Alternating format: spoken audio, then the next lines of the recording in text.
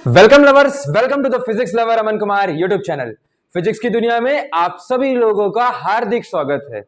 हम ये जानते हैं कि हमने बहुत सारे लेक्चर अपने अल्टरनेटिंग करंट यानी प्रत्यावर्ती धारा के कर लिए हैं। आज हम लेकर के आए हैं एक अनदर इंपॉर्टेंट लेक्चर। इस लेक्चर में हम ट्रांसफार्मर की पूरी दुनिया जानेंगे। पिछले लेक्चर में हमने एसी जनरेटर की पूरी दुनिया जानी थी। आज हम ट्रांसफार्मर की पूरी ट्रांसफार्मर जो होता है हमारा, उसकी पूरी दुनिया जानेंगे। ये होता क्या है, इसका काम क्या होता है, ये किस सिद्धांत पर काम करता है, इसके टाइप्स क्या होते हैं और इनमें जो लॉस होता है, इलेक्ट्रिसिटी का लॉस होता है, वो किस किस फॉर्म में हो रहा होता है। ये सारी चीजें हम आज जानने की कोशिश करेंगे। आप बहुत ही ध्यान से इस वीडियो को देखिएगा। इस वीडियो में जो फॉर्मूला डेराइव होकर के आएगा उसे याद कर लीजिएगा।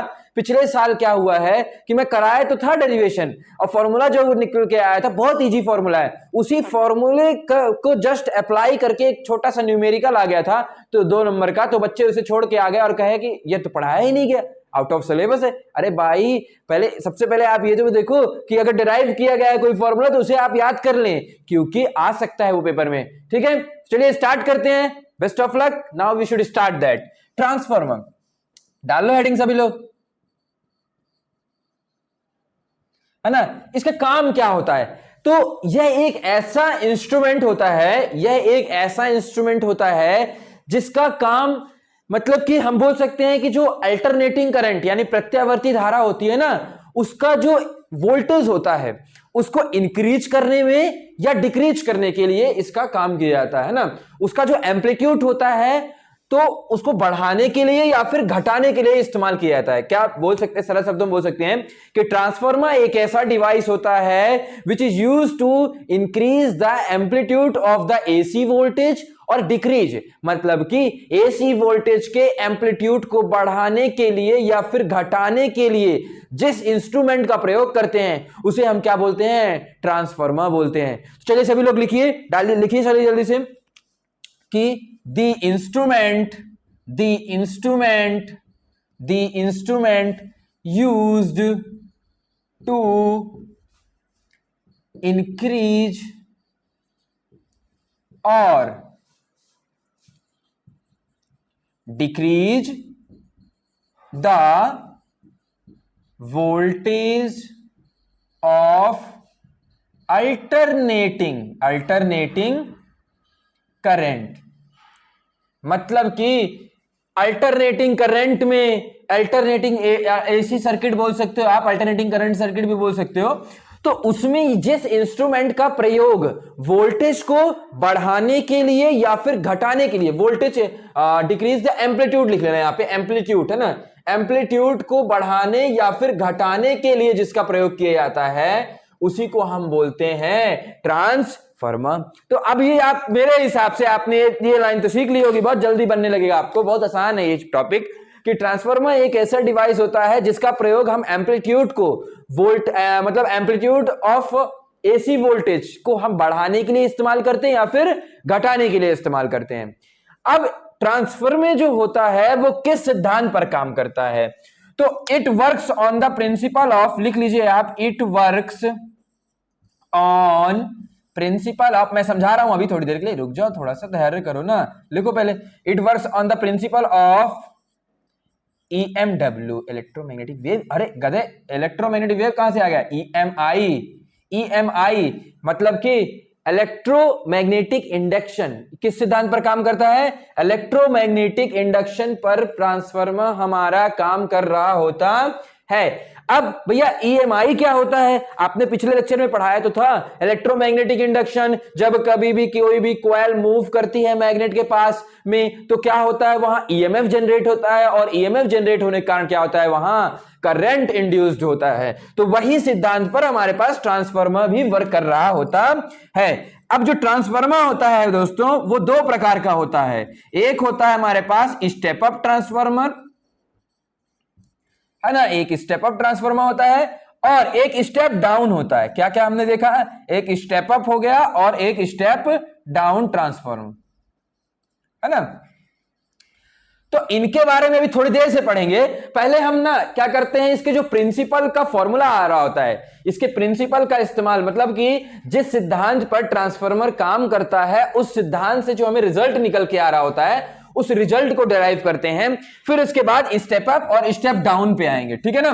दो प्रकार के ट्रांसफार्मर होते हैं हमारे पास, स्टेप अप होता है और स्टेप डाउन होता है। तो चलिए सबसे पहले आप हेडिंग डाल लीजिए यहां पे कि प्रिंसिपल पे बात कर रहे थे, तो it works on the principle of EMI, electromagnetic induction, विद्युत चुंबकीय प्रेरक के सिद्धांत पर जो हमारा ट्रांसफार्मर होता है वो विद्युत चुंबकीय प्रेरक के सिद्धांत पर काम कर रहा होता है, ठीक है। अब प्राइमरी कॉइल होती है और दो कॉइल होती हैं इसमें, कितनी कॉइल होती है, प्राइमरी कॉइल होती है और सेकेंडरी कॉइल होती है।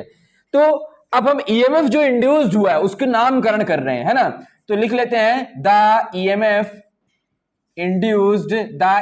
Induced in primary coil. तो जो प्राइमरी कॉइल में ईएमएफ इंड्यूस्ड होगा यानी हम उसको ईपी बोल सकते हैं, तो वो होगा हमारे पास negative of NP delta phi by delta T. मैं समझाऊंगा, आप धैर्य रखें थोड़ा सा। हमने पढ़ रखा है कि जो ईएमएफ होता है वो क्या होता है, हमारे पास जो चेंज इन फ्लक्स होता है, rate of change in flux होता है उसके डायरेक्टली प्रोपोर्शनल होता है। और एनपी कहां से आ गया, एनपी का मतलब हो गया कि उसमें प्राइमरी जो कॉइल थी उसमें कितने टर्न्स हैं, समझ रहे बात को। एनपी क्या बताता है, नंबर ऑफ टर्न्स को बताता है, कितनी टर्न्स हैं उसमें, है ना, number of turns in primary coil. किसी भी प्राइमरी कॉइल में कितनी टर्न्स लगी हुई है, कितने बार उसको वो जैसे तार है ना, कितने बार उसको किया गया है ना, दैट इज कॉल्ड एनपी। और अगर हम इसी चीज को अगर हम सेकेंडरी कॉइल के लिए लिखें, दो प्रकार की कॉइल होती हैं, अभी सब हम डिस्कस कर लेंगे अच्छे से, जब टाइप्स पढ़ेंगे उनके, स्टेप अप और स्टेप डाउन पढ़ेंगे तब अच्छे से कर लेंगे। पहले आप ये देख लो कि जो ईएमएफ उत्पन्न होती है, जो विभव हमारा उत्पन्न हो रहा होता है, ईएमएफ उत्पन्न हो रहा होता है, ईपी जो होता है वो minus of NP into delta phi by delta t होता है। और जो ईएमएफ अगर हम उसकी सेकेंडरी की बात करें, EMF induced in secondary coil, अगर हम सेकेंडरी कॉइल की बात करें दोस्तों, तो हमारे पास ES बराबर क्या आ जाएगा, negative of NS into delta phi by delta t. तो ये हमारे पास आ गया, सेकेंड इक्वेशन आ गई, क्या आ गई, फर्स्ट इक्वेशन आपने देखा और आपने क्या देखा, सेकेंड इक्वेशन देखा। अब इन दोनों इक्वेशंस को आप अगर देखेंगे तो आपको क्या पता चला, ये NS NP क्या है, NP जो है number of turns in the primary coil, और जो NS है वो क्या है, number of turns in the secondary coil है, लिख लेना, number of turns in the secondary coil. तो by dividing first and second equation, अगर हम फर्स्ट एंड सेकेंड इक्वेशन को डिवाइड करें तो हमारे पास क्या आ जाएगा बच्चों, देखो EP बाय ES बराबर delta phi by delta t cancel हो जाएगा, तो हमारे पास NP बाय NS आ गया। एक रिजल्ट तो हमने प्रूफ कर लिया कि EP बाय ES जो होता है वो NP बाय NS के होता है। जो प्राइमरी कॉइल का EMF होगा उसको यदि हम रेशियो सेकेंडरी कॉइल के EMF से लेंगे तो वो प्राइमरी कॉइल के नंबर ऑफ टर्न्स और सेकेंडरी कॉइल के नंबर ऑफ टर्न्स के रेशियो के बराबर होता है।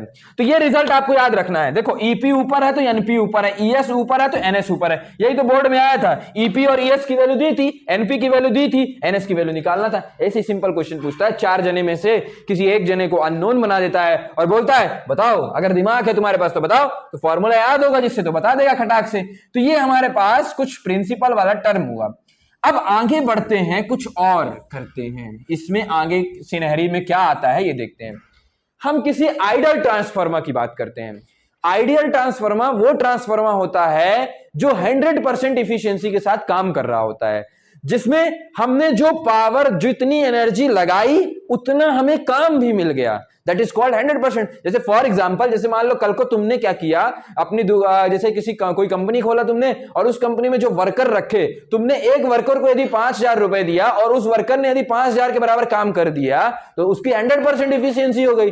तो 100% इफिशियंसी का मतलब यह हुआ कि इनपुट, जितना आपने इनपुट दिया उतना उसने आउटपुट निकाला, समझ रहे हो बात को, जितना आपने उसको पैसा दिया उतना तो आपको फायदा दे दिया।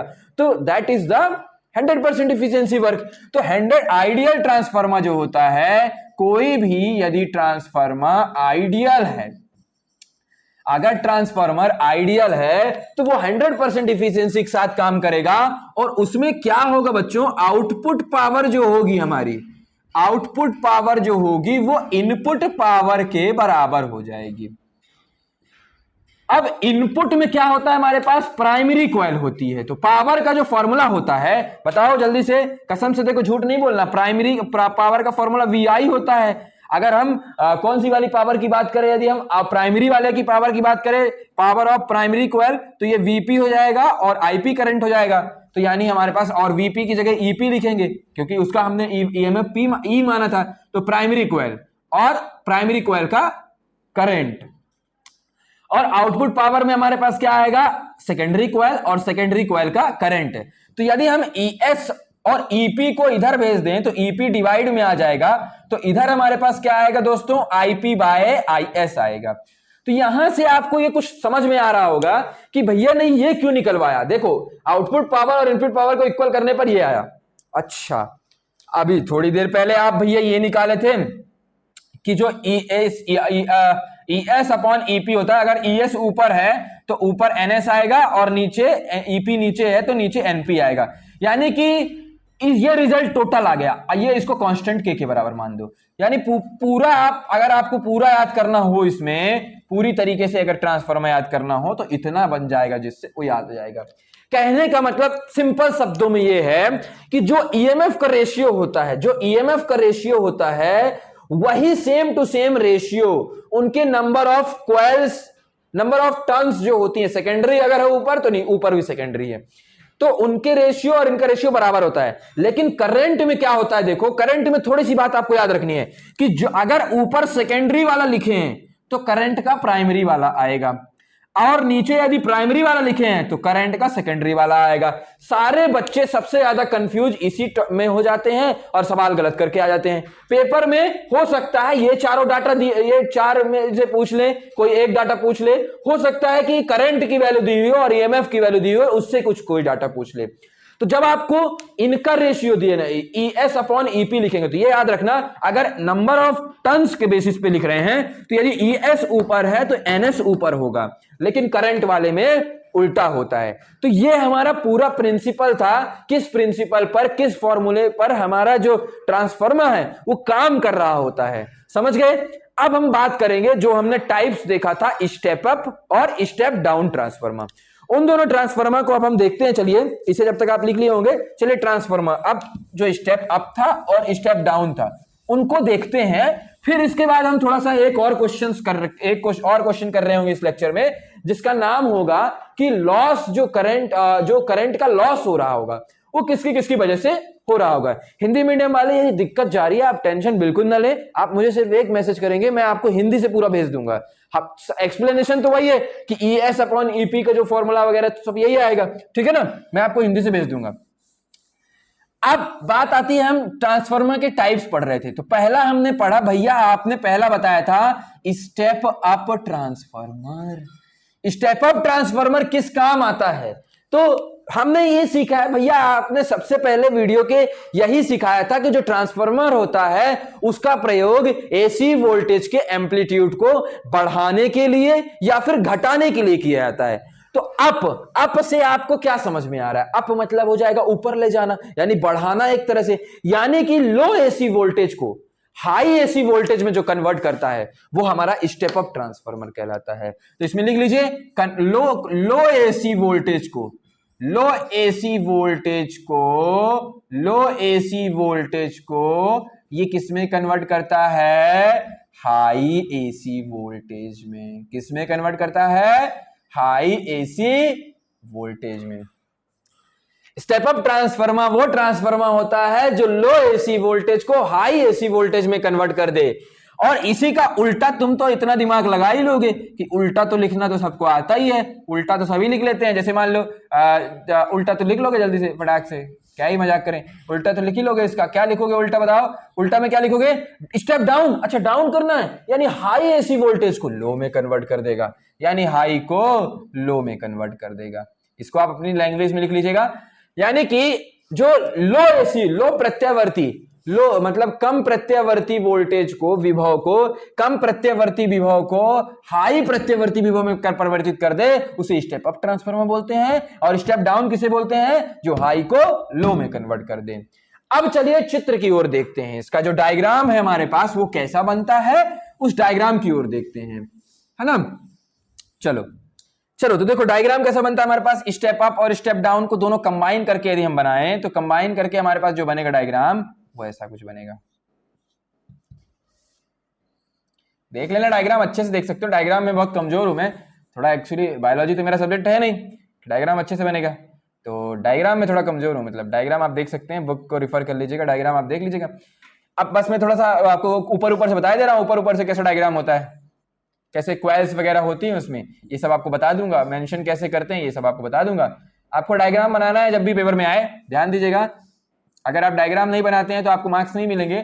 और अगर मान लो स्टेप अप और स्टेप डाउन के बारे में पूछता है, किस प्रिंसिपल पर काम करता है, तो आपको यही डायग्राम वगैरह बनाना होगा। और जो प्रिंसिपल मैंने ट्रांसफार्मर का लिखा है, सेम टू सेम वही पूरा प्रिंसिपल जो है, जो फॉर्मूला वगैरह ड्राइव किए हैं, वो सारा चीज आप इसमें भी कर देंगे, ठीक है ना। अब आई थिंक ऐसा बनता है शायद, ऐसा कुछ है ना,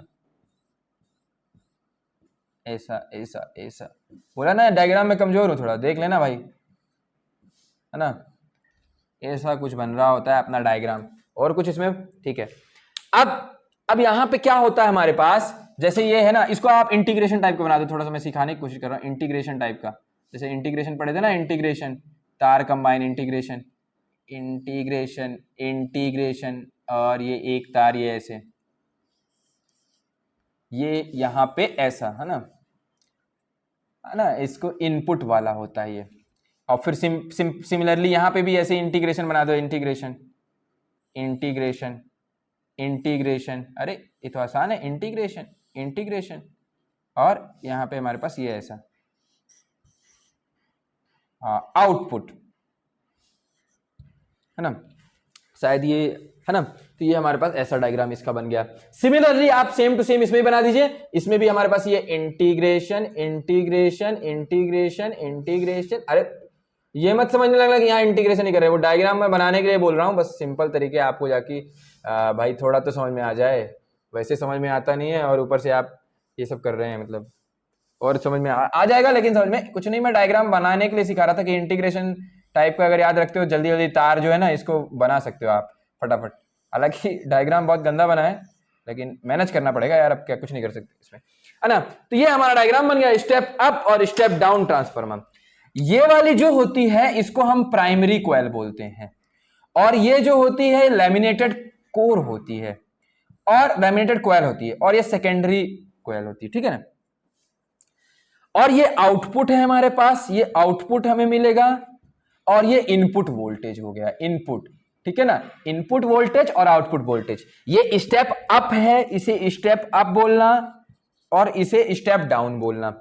और इसमें देखो कि सब ये करने के बाद आप पी को बता दोगे, पी क्या है, प्राइमरी कॉइल है, सी क्या है हमारे पास, लैमिनेटेड कॉइल, लैमिनेटेड कॉइल है ना, लिख लीजिए। चलिए यहाँ पे पी जो है हमारे पास क्या है, पी को लिख लो प्राइमरी कॉइल।